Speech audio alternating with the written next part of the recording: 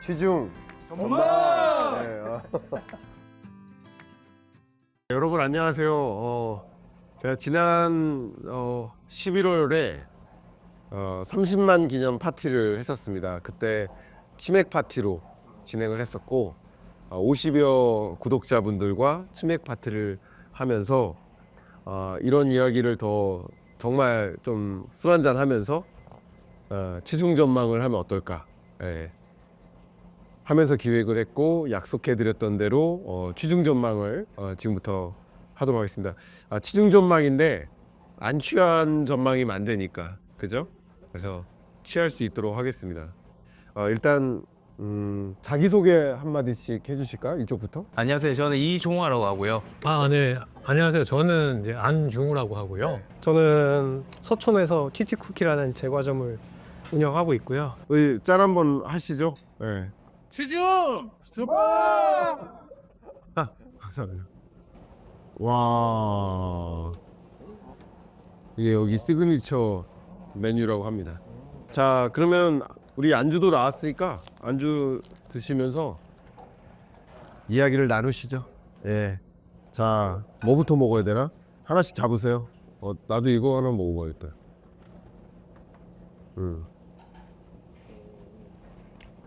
이게 청춘닭꼬치 그 시그니처 메뉴라고. 테니스도 치시는 것 같은데. 네, 테니스를 정말 특히 좋아합니다. 네. 저는 이제 테니스는 제가 너무 좋아하는 게 경제고, 근데 가끔 날카로운 질문 중에 경제가 좋아요, 테니스가 좋아요 그러는데 냉철하게 봤을 때 테니스가 더 좋은 거예요. 그 정도로 좋아하니까? 경제를 정말 좋아하는데 경제는 일이고 테니스는 취미인데 2050년 경제 전망까지 하려면 운동을 해야 됩니다. 근데 테니스라는 운동이 전력을 다해 뛰는 운동이에요. 골프랑 다르게 골프는 죽어있는 공을 때리는 건데 테니스는 상대방이 못 받게 공을 때리는 거예요. 못 받도록 때린 공을 어떻게든 달려가서 받아내면서 또 상대방이 못 받게 때리는 그런 운동이에요. 그래서 테니스가 좋은 이유가 여러 가지가 있는데 제일 좋은 거는 예를 들어서 야구 경기할 때 홈런을 치면 정말 너무나 행복한 그 함성을 지르잖아요. 우리 살아가면서 소리를 얼마나 질러요? 거의 안 지르죠. 일주일에 몇 번 소리를 질러요? 거의 없잖아요. 근데 테니스 칠 때는 소리를요 있는 이껏 고래고래 이렇게 저는 이제 주로 하는 그 함성이 컴온이거든요. 스윙 위닝샷을 날렸을 때 컴온 하는데 그때 야구 경기에서 홈런 쳤을 때 그 기분. 근데 그런 기분을 여러 번 느껴요. 한 번 갈 때. 잠깐 일상에서 탈출하는. 오직 그 두어 시간 동안에는 상대방이 넘긴 그 공을 어떻게든 받아내자는 생각밖에 안 하니까 참 행복하고 그게 제 또 정신 건강하고 신체 건강에도 너무나 정말 도움이 돼요. 둘 다. 그래서 건전하게 경제를 진단하고 전망하는데도 원동력이 되고 있어서 참 고르기 어려운데 일은 마무리하는 날이 있어도 정말 즐거운 취미는 영원히 함께 하고 싶거든요. 그런 면에서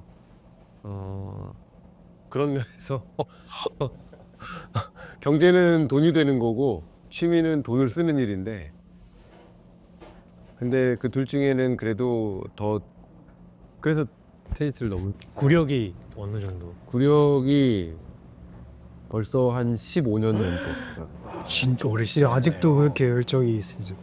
너무 할수록 더 빠져들고 제가 이렇게 사인해 드릴 때 특히 한 200~300명 사인해 드릴 일이 가끔 있거든요. 그러면은 여기를 보여드려야 돼요. 근데 이렇게 펜을 근데 여기가 이제 굳은 살이 되게 심하게 있어서 좀 민망해요. 이거 만져보세요. 굳은 살 한번. 여기가 굳은 살이 여기가 이렇게 굳은 살이 좀 있어요. 그래서 오래 쳤으니까. 테니스 치시면서 컴온 한다 하셨잖아요. 네. 경제 전망하면서 컴온 하신 적 있으세요? 이거 맞다 이러. 아, 제가 우리 채널 운영하면서도 또 제가 여러분께 강의할 때도 말씀드리는 그 방식이 경제 전망이 맞다 틀리다에 연연하지 마시라고. 그게 그렇게 중요한 게 아닙니다. 왜냐하면 경제 전망이라는 것은 경제 전망을 하는 순간 틀리는 거예요. 그 틀리지 않으면 경제 전망도 아니에요.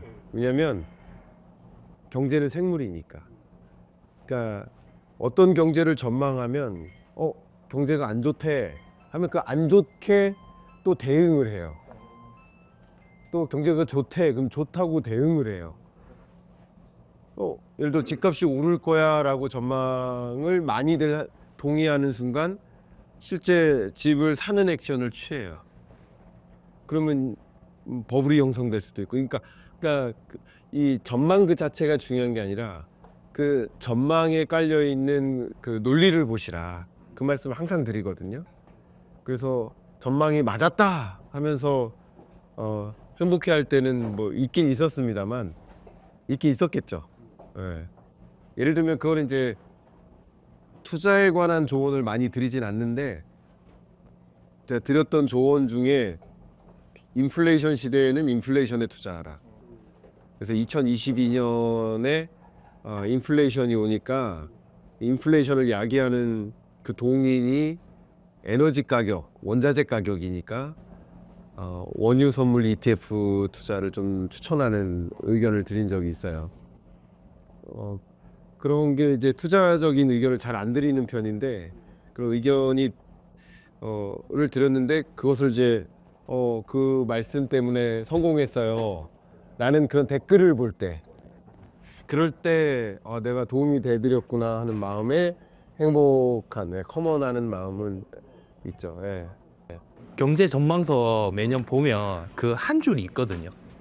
교수님이 항상 추천하는 뭔가가 쭉 읽어보면 제가 느꼈는데 있죠. 그 한 줄 찾아내는 재미가 있습니다. 일반 투자자 입장에서는 사실 뭐 전체적인 흐름을 아는 것도 당연히 좋지만 그 한 줄이 사실 직접적인 투자자 입장에서는 더 소중한 거라고 저는 생각을 해요. 제가 뭐 기업체를 운영하는 사람은 아니다 보니까.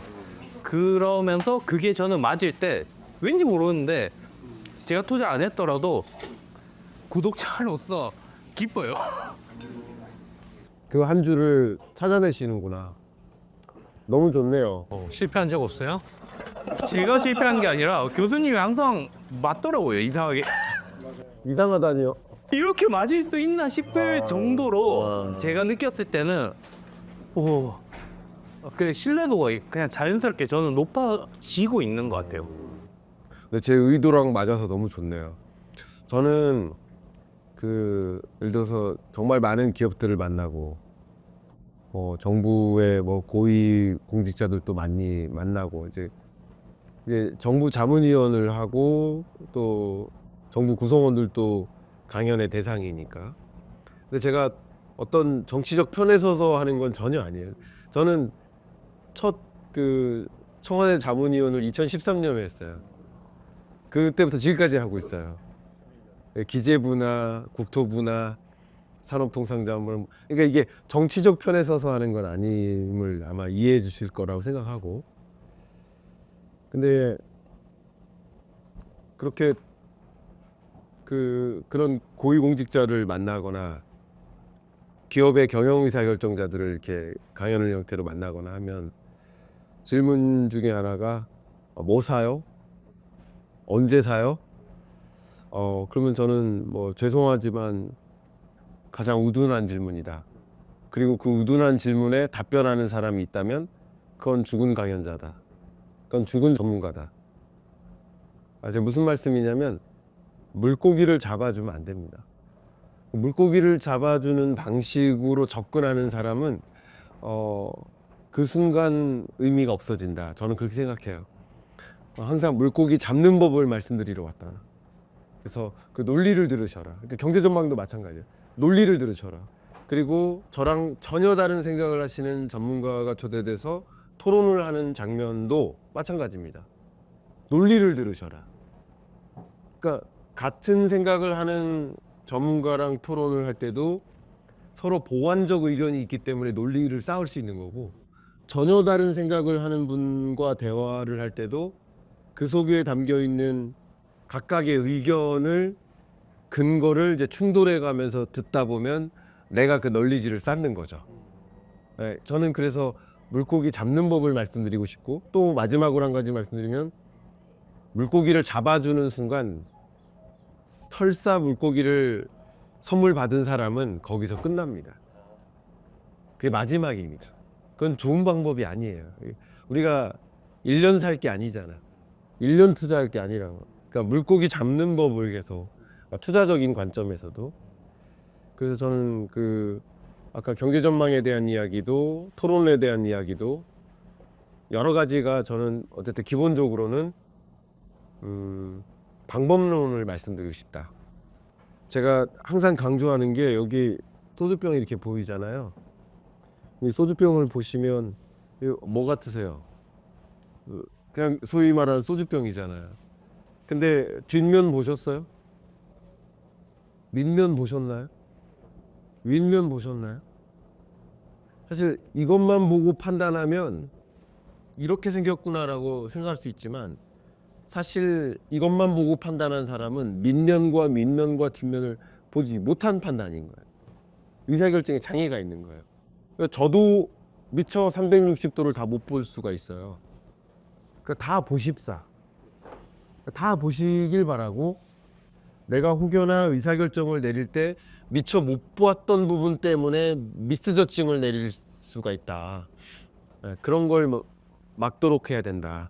의사결정에 있어서는. 그래서 저는 항상 논리를 들으셔라.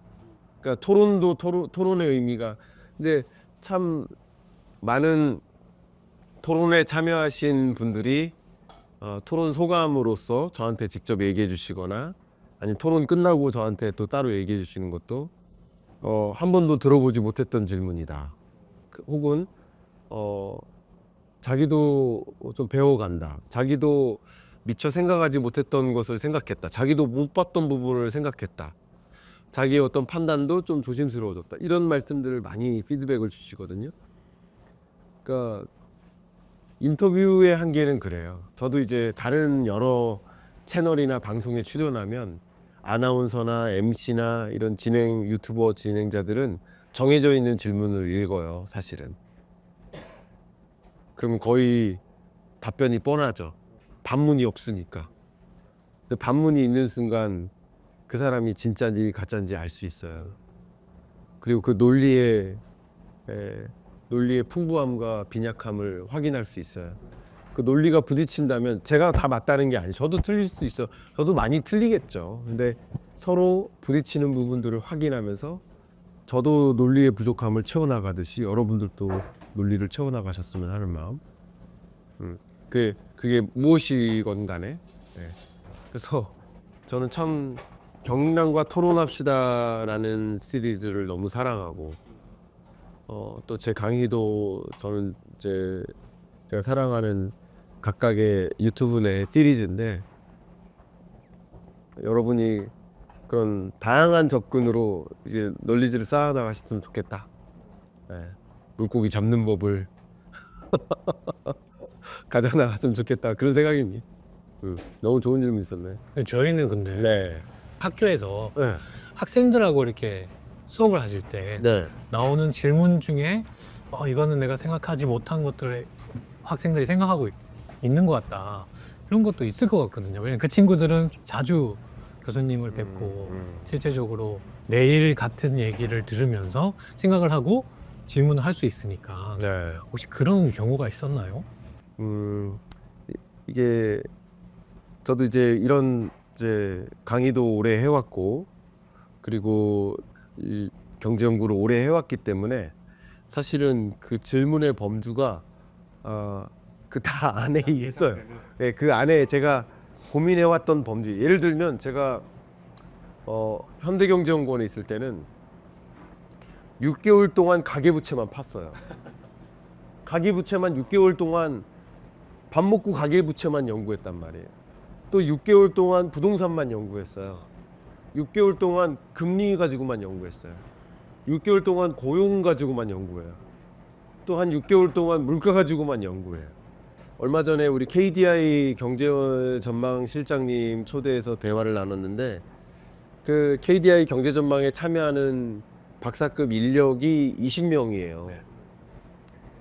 근데 그 KDI 경제전망 실장의 자격, 그러니까 저도 이제 전 연구기관에서 거시경제실장을 했었는데 거시경제실장이라는 그 자격은 예를 들어서 거시경제를 구성하는 뭐 투자 부문에 대한 연구, 수출입에 대한 연구, 소비에 대한 연구, 뭐 고용에 대한 연구, 물가에 대한 연구, 금리에 대한 연구를 각각을 6개월에서 1년씩 한 그런 경력을 갖춘 사람이 거시경제를 볼 자격이 있고 그 사람이 거시경제 실장을 하는 거예요.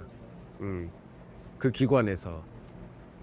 그러니까 뭐 저만 그렇다는 게 아니라 그런 이코노미스트로서 오랜 시간 그 각 부문에 대해서 연구를 하고 그 각각의 그 퍼즐이 이렇게 메꿔지는 그런 사람들이 이제 거시경제실장 역할을 하니까.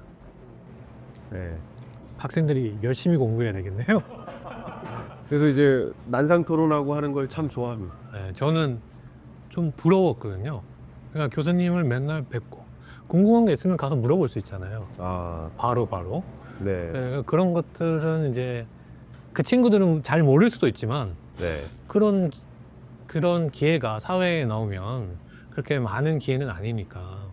너무 좋은 말씀인데 제가 이걸 홍보의 의지로 이걸 준비한 건 아니지만 그래서 우리 구독자님들하고 그런 기회를 만들어 보려고 계획을 지금 했어요. 이게 뭐냐면 하나의 플랫폼을 따로 만들고 유튜브가 좋은데 유튜브에 한계가 있거든요. 한계가 소통을 원활히 할 수 없고 데일리하게 어떤 정보를 전달해 드리기가 부담스럽고 정해져 있는 어떤 영상으로만 여러분께 전달하고 그런 한계를 극복할 만한 게 하나의 별도의 소통하는 플랫폼이 될 수 있지 않을까 하면서 플랫폼을 만들었어요. 그걸 이제 쉽게 말해 유료 가입을 하는 방식인데 그 부분을 이제 따로 안내를 해드리겠습니다만 예를 들면 유튜브의 최대 한계가 오늘 처음 구독한 분도 계세요. 그러면 제가 2년 전에 했던 물가와 물가 상승률은 다르다 라는 말을 아마 1000번 넘게 했을 겁니다. 근데 처음 구독하신 분은 아니 왜 물가는 계속 치솟고 있는데 물가가 떨어진다고 그러시지? 의문을 제기한단 말이에요. 근데 그 말씀을 그런 분들을 위해서 또 계속 반복해서 설명드려야 돼요. 경제 침체와 경제 위기는 다르다. 그 경기 침체와 경제 위기는 다르다라는 말을 그건 한 1500번 했을 텐데 그것의 구분을 계속 번번이 설명을 해. 그것도 필요하지만 오늘 31만 5천 번째 구독자도 있는 거거든요. 그러니까 이게 한계가 있어. 근데 대학생들은 좋은 게 한 학기 동안 내내 같이 가요. 그러면 첫 수업 때 가져간 개념을 알 거라는 전제하에 그것에 디벨롭된 이야기를 하고 디벨롭된 얘기를 하고 그래서 15주차, 16주차에는 완성이 되는 거예요. 그 경제학 원론이든 거시경제론이든 그게 완성이 될 수 있는데 그게 안 되죠. 그러니까 그런 여러 가지 면에서 좀 유튜브의 한계가 좀 일부 있어요. 그래서 별도의 플랫폼을 좀 런칭을 합니다. 연초에 런칭을 하는데 또 많은 분들이 또 그 속에서 제가 칼럼도 글로도 많이 안내해드리고 일상 속에서 오늘의 감정도 좀 많이 공유해드리고 좀 그렇게 더 소통을 해볼까 그런 생각은 많이 하고 있어요. 고민을 많이 하시는 많이 하죠. 부분이었네요. 또 이 유튜브 제가 영상을 촬영할 줄도 모르고 여러분들은 지금 4명만 보이시겠지만 이 밖에 또 스태프분들이 계시거든요. 그럼 이렇게 제작하고 촬영하고 편집하고 업로드하고 하는 일련의 엄청난 수고가 있거든요. 그걸 이제 지원해주는 이 회사가 그런 걸 또 전문으로 하시니까 저도 이렇게 채널을 키운 만큼 그렇게 또 서로 간에 보답을 해드려야 된다는 생각도 있어서 준비가 돼 있습니다. 제가 너무 질문을 많이 해서 죄송합니다. 아닙니다. 이럴 때는 우리 건배사 한번 해주시면. 네, 너무 오래 쉬었네. 편하게 드세요. 네. 맛있죠? 네, 정말 손수다. 이따가 청춘 닭꼬치 우리 프랜차이즈 대표님 오실 거예요. 오시면 제가 초대해서 자영업 경기에 대해서 이야기도 또 하시죠. 글쎄 교수님이 만약에 대공황 올 수 있습니다 하면 진짜 못 올 것 같아요. 다른 사람도 아니고 교수님이 말씀하시면 와 이거 진짜 위험한가? 그럴 수 있겠다라는 생각이 들어요. 쉽게 이렇게 말씀하시지 않잖아요. 어떤 한쪽에 서서. 그러다 보니까 진짜 이런 위기론에 대해서 사실은 지금까지 제가 느꼈을 때는 그 정도 위기까지 아니다라고 말씀하셨던 어떤 즉시 분석이 더 많았어요. 최근에 있었던 환율 문제도 그렇고 과거에 있었던 새마을금고나 이런 PF 부실에 관련된 문제도 이렇게 두려워할 이유는 없다라고 말씀하시면서 이런 대중들이 느끼는 이런 불안감을 해소해 주시는 역할을 하셨는데 만약 이런 교수님까지 위험하다라고 말씀하신다면 저는 진짜 위기를 느낄 것 같거든요. 이거 너무 중요한 말씀이셨어요. 우리가 경제를 볼 때 그 위기냐 아니냐. 그러니까 우리가 일상에서의 위기라는 표현하고 경제 위기라는 표현하고는 완전히 다른 건데, 근데 경제 전문가께서 위기다라는 표현은 경제 위기라는 표현인데 그 말을 너무 함부로 해서는 절대 안 된다. 그러니까 지금 우리 이 자리에 제일 어리신 분 입장에서는 딱 그 경제 위기를 3번 겪은 거예요. 인생에서. 인생을 통틀어. 뭐 어엿한 사장님이시지만 근데 위기를 3번 겪으신 거예요. 마찬가지예요. 위기를 딱 3번 겪으신 거예요. 근데 이번 달에도 위기고 다음 달에도 위기고 이번 달 위기 아니면 다음 달 음력 4월이 위기고 그건 위기가 아니에요. 근데 경제 위기라는 정의에 부합하지 않는데 경제 위기라고 주장하는 것이 너무나 과도하게 잘못된 상식을 대중에게 전달하는 유튜브의 역기능이다. 저는 그렇게 생각하고 저는 어쨌든 제 의지는 건전하게 경기를 판단했으면 좋겠다. 건전하게. 지금 경기 그래서 자주 달아드린 댓글이 제가 감사합니다. 경기 판단하시는데 도움이 됐으면 좋겠습니다. 경기 판단하실. 제가 부동산 경기가 아니라 주식 경기가 아니라 실물 경기 판단하는데 도움이 되셨으면 좋겠다. 그러니까 이게 위기가 아닌데 위기라고 진단하는 순간 잘못된 의사결정이 내려져요. 경제 위기 온다고 해봐요. 그럼 뭐 해야 돼요? 일단은 자산부터. 전액 현찰이어야 돼요. 그렇죠. 저축도 안 돼요. 예금도 안 됩니다. 금을 사거나 달러를 경제 사야지. 위기가 온다면 전액 현찰이어야 돼요.